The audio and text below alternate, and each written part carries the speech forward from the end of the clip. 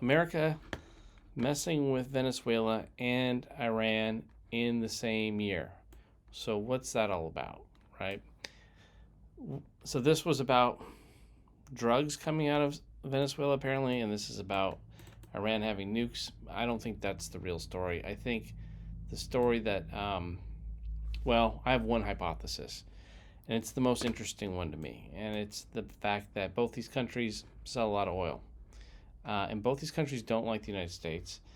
And both these countries were probably considering selling oil to China and Russia or other markets in currencies other than the US dollar. And that's a really big deal. And this goes back to the Nixon shock era of 1971. Nixon and I'm going to call him Hemingway, but his name is Kissinger. I don't know why I was going to call him Hemingway. Nixon and Kissinger decided to get the United States off the gold standard and just start selling our currency based on, not on gold, but on the fact that, based on the faith and credit of the United States government. So complete fiat currency. And one huge advantage for the United States was, over the years, every single country in the world, for the most part, they all have to buy a lot of oil every day. I just did something about Japan where they have to buy like 2.3 million barrels of oil a day. And they buy it all in dollars. Because the dollar has been the most trusted currency for years. So everyone buys oil in dollars. Which means every country, for the most part, has to have a lot of dollars on hand every day to buy the oil. Oil is probably the most traded commodity there is. And a lot of money moves every day in dollars to keep the oil trade going. So what that does is it creates this huge demand for dollars, US dollars, all the time. What that allows the United States to do is spend dollars almost infinitely. They can have the world's biggest military. They can have bases all over the world. They can constantly supply the bases, move troops around, buy weapons, and just spend billions of dollars a day with no repercussions for the most part. People do worry that if the United States keeps doing this, their national debt will go up, because right now it's almost 40 trillion. And the question is, how much can the United States sustain that? Let's look at the debt clock, right? How far can they take the debt? So the current debt is 39 trillion. Will there be hyperinflation? Will the dollar collapse? There's all these questions that people wonder about.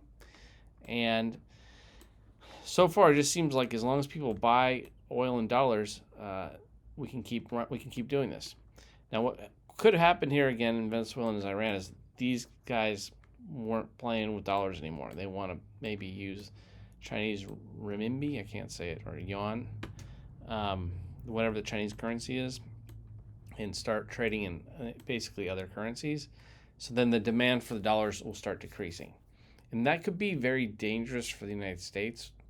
It's possible that could trigger the final financial collapse of the United States. It could be an empire ender, I suppose. I'm not really sure, but that is a possible fear, and people do talk about this. And right now, to me, that seems like the most logical reason why they went after these countries.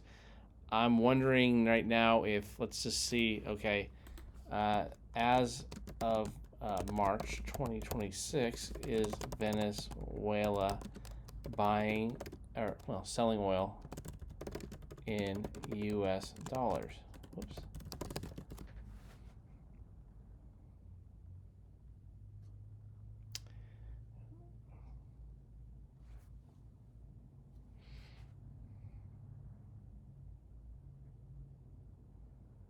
So typically, all right, I'm not getting anything.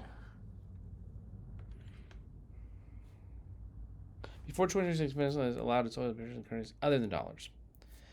Okay, their summary. Yes, as of March 2026, Venezuelan oil being sold under the U.S. current sanction relief and export framework is largely being sold and paired in U.S. dollars, with proceeds being processed to the U.S.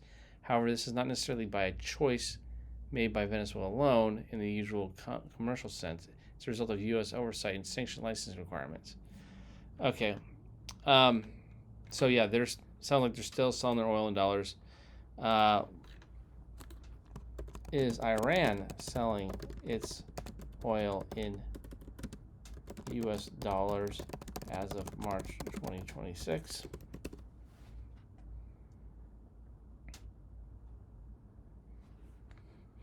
Still okay.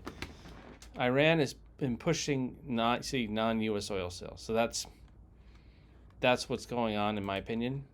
They're the people who are not really into the United States are trying to start selling oil in their own currencies, so they don't have to hold U.S. dollars, and that reduces the power of the United States. So I think in Venezuela, people are like, oh, we just want oil. That's what these wars are for. They're for oil. We don't want the Venezuelan oil, I don't think. I think we just need them to sell it in dollars. We don't really care about taking the oil. Same in Iran, right? I think Iran knows that. They know this, and they know that if they start selling oil in other currencies, it will hurt the United States, which is what they want, right? Then the second thing I actually wanted to talk about was Iran's strategy in this war. In addition to the selling oil in dollars issue, I kind of think Iran wants the United States to do a full-on invasion, kind of like Afghanistan. I was super lucky. My ex sent me a think tank paper in 2002 called Al-Qaeda's Endgame or something to that effect. And it was kind of mind-blowing because I didn't really think about it, but they were highlighting that the strategy of Al-Qaeda was to draw the United States into a very long, expensive war to bleed them financially and hurt them economically. And they pretty much accomplished that. That's one reason why our national debt is so high. That war was really expensive. It was in the trillions. So that obviously added to this. They got us pretty close, in my opinion. I think Iran thinks like, okay, we can push this over the edge. Just a little bit more of a super long war. This war is already costing us $1 billion a day, by the way. But I think if we went full on, we're gonna get up to like 80 trillion. And perhaps that's the threshold that breaks the country, right? After that amount of debt, maybe we just can't sustain it anymore. There's just too many dollars in circulation, and it will kill the balance. Maybe it will cause a hyperinflation event. I don't know. But my thinking is they might just be like, yeah, please come here. Please be in an endless war with us. We'll finally get what we want. We will finish you off because you will not be able to sustain this empire. And like history kind of tells us that empires do end and they get overextended, and it's really common. So it seems pretty logical to me. And I kind of think, I have a hunch that I think Trump might be aware of this, and I don't think he's going to do a full-on land invasion. I think he knows better. He's been saying it for years that these wars are stupid. I think he's really into the poker thing and bluffing and really trying to act tough and play cards a certain way. I'm not entirely sure what he's going to do. I don't know how you make Iran sell their oil in another currency. Maybe he's going to negotiate that somehow with this threatening thing he's doing. Not really sure. He might be completely confused and lost at this point. I felt as soon as I started hearing that there were protests in Iran and they don't like their leader, all of a sudden in January, I kind of knew right off the bat, like, okay, this is some kind of staged thing, like someone's prepping to attack these guys. I don't think there's a real resistance in Iran to regime change themselves. I don't think people are super stoked with living there, but I don't think it was an honest new revolution happening. And us, the United States, getting involved is not going to help anyone, right? Usually what happens is we just create complete chaos in these places when we try to help. Like Iraq, this still has issues. They're attacking bases in Iraq. They're attacking Iraqi bases in Iraq.